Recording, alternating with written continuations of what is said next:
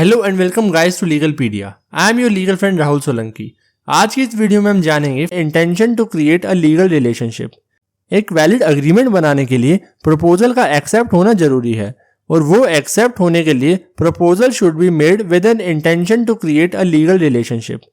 यानी कि कोई भी प्रपोजल अगर एक लीगल रिलेशनशिप बनाने के इंटेंशन के साथ की जाती है तो वो आगे जाकर एक कॉन्ट्रैक्ट बन पाता है।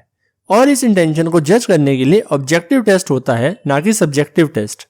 जब एक प्रपोजल रखा जाता है तो उस वक्त पार्टी की क्या इंटेंशन थी ये बहुत जरूरी है, जैसे कि agreement to go for a walk या agreement to go for a movie etcetera. इन सभी एग्रीमेंट्स में intention to create a legal relationship नहीं थी।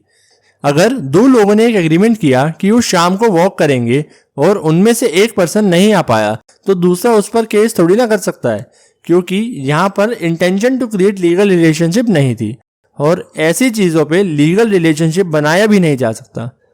एप्पलसन वर्सेस लिटलवुड लिमिटेड 1939 के केस में बताया गया कि पार्टीज खुद से मेंशन कर सकती है कि उनका इंटेंशन कोई लीगल रिलेशनशिप क्रिएट करने का नहीं है और बहुत से केसेस में एग्रीमेंट के नेचर के हिसाब से इंटेंशन को डिराइव किया जाता है। जनरली सोशल एंगेजमेंट्स में पार्टीज का इंटेंशन लीगल रिलेशनशिप में आना नहीं होता। Rose and Frank company versus Crompton and Brothers Limited 1925 के केस में intention not to create a legal relationship को कॉन्ट्रैक्ट में एक्सप्रेसली मेंशन किया गया था। वहीं सबसे landmark case Balfour versus Balfour 1919 के केस में ये कहा गया था कि intention not to create a legal relationship पहले से ही इम्प्लाइड थी। इस केस में डिफेंडेंट जो कि हस्बैंड थे और सीलन में एम्प्लॉयड थे, उन्होंने प्लेंटिफ यानी कि अपनी वाइफ को 30 पाउंड्स भेजने का प्रॉमिस किया था जब तक वो इंग्लैंड में थी, क्योंकि वो बीमार थी। लेकिन हस्बैंड वो भेजने में असफल रहे और उसकी वाइफ जो है उनको सू कर देती है। कोर्ट ने कहा कि इस केस में एग्रीमेंट जो है लीगल रिलेशनशिप में आने के इंटेंशन से नहीं किया गया था। कुछ ऐसे एग्रीमेंट्स होते हैं जो लीगल सेंस में कॉन्ट्रैक्ट्स नहीं होते, जैसे कि एक agreement to walk etcetera.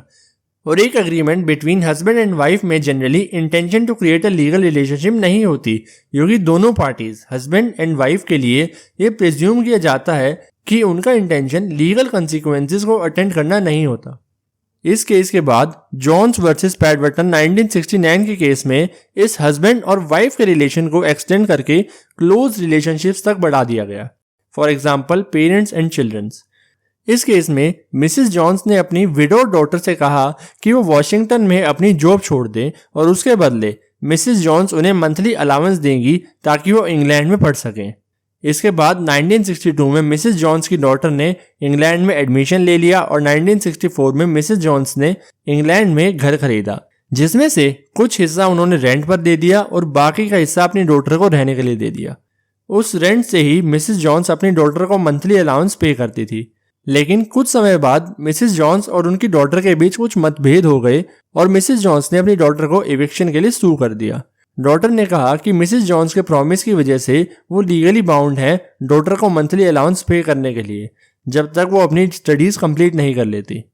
Court ने कहा कि इस कॉन्ट्रैक्ट को राइटिंग में नहीं किया गया और साथ ही ऐसी कोई भी ड्यूरेशन स्पेसिफाई नहीं की गई जो बताए कि कब तक डॉटर को मेंटेन किया जाएगा। इससे पता लगता है कि ये इम्प्लाइड है कि there was no intention to create a legal relationship. इन दोनों केसेस का मतलब ये नहीं है कि क्लोज रिलेशनशिप्स के बीच intention to create legal relationship नहीं हो सकता। मेरिट वर्सेस मेरिट 1970 के केस में हस्बैंड और वाइफ घर के जॉइंट ओनर्स थे और वो हाउस एक बिल्डिंग सोसाइटी के पास मॉर्टगेज था।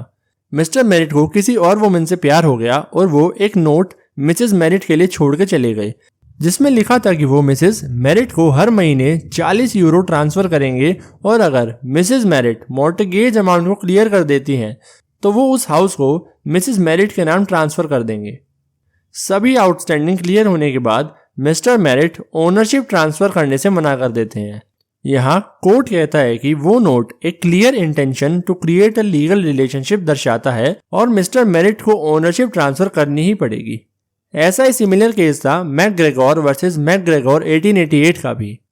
इसका कंक्लूजन ये निकलता है कि इंटेंशन एक मटेरियल चीज है और अलग अलग फैक्ट से ये पता लगाया जा सकता है कि पार्टी की इंटेंशन क्या थी। लेकिन जनरली सोशल रिलेशनशिप या क्लोज रिलेशनशिप के केस में ऐसी प्रिजम्पशन लगाई जाती है कि there was no intention to create legal relationship, जब तक कि इसके अपोजिट कुछ प्रूव ना हो। टेस्ट की बात करें तो intention to create a legal relationship को प्रूव करने के लिए 3 टेस्ट दिए गए हैं। नंबर 1 इंटेंशन, और वो भी लीगल रिलेशनशिप क्रिएट करने की होनी चाहिए।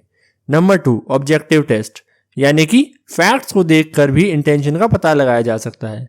Number 3 intention at the time of agreement is important, यानी कि अग्रीमेंट के वक्त पार्टी की क्या इंटेंशन थी। आई होप कि आपको वीडियो अच्छी लगी होगी। वीडियो अच्छी लगी तो वीडियो को लाइक कर देना और चैनल को सब्सक्राइब कर देना।